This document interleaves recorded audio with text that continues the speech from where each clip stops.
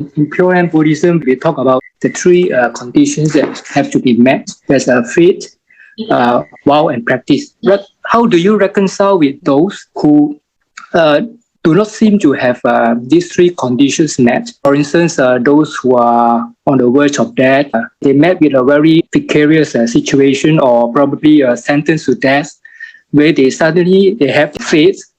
I don't know whether there's any vow that they made or any practice, probably a bit of practice. But to achieve rebirth in a Pure Land, these three conditions are actually very clear-cut, right? So how do you reconcile those who seem not to have these three full conditions? Thank you.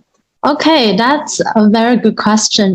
So thanks for the question. Actually, even for those who are near death, maybe just at the time of death, they happen to meet someone like a Buddhist, could be any of you, and then tell him about Amitofo and the Pure Land.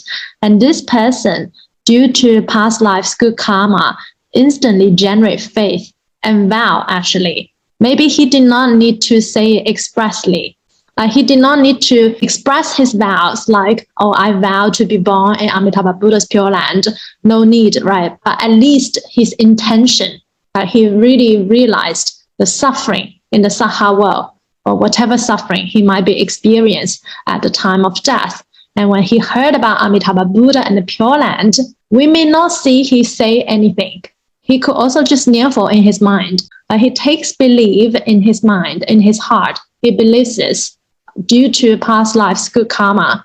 And then he generates faith and also want to go to the Pure Land. So the vow simply is to want to go to the Pure Land, just the expression of interest. Yeah, I want to go there. I want to take refuge in Amitabha Buddha. And he doesn't need to say anything. So he still fulfills these three provisions, faith, vow, and practice. So maybe not much practice at all, maybe just 10 recitations at the time of death, or even one recitation if it's very pure. We also saw some rebirth cases like that. They instantly believe, also instantly vow in their heart. They heart vows. They don't need to say anything. They probably cannot express themselves already due to their condition at the time of dying. And then they Nianfo. You may not even see them Nianfo sometimes. People's situation could be so bad they can't say any word at the time of death. But in their mind, if they think of Amitofo, even for 10 recitations in the mind, they can still go. So it still fulfills the three provisions that we say, faith, vow, and practice. And Master Oyi's commentary on the Amitabha Buddha Sutra told us that whether we can go to the Pure Land depends on our faith and vow. If we have firm faith and vow, then our rebirth is guaranteed.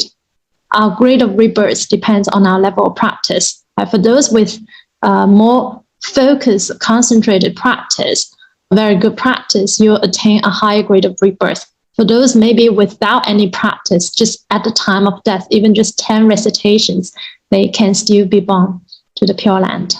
I hope that answers the question. Yes, thank you.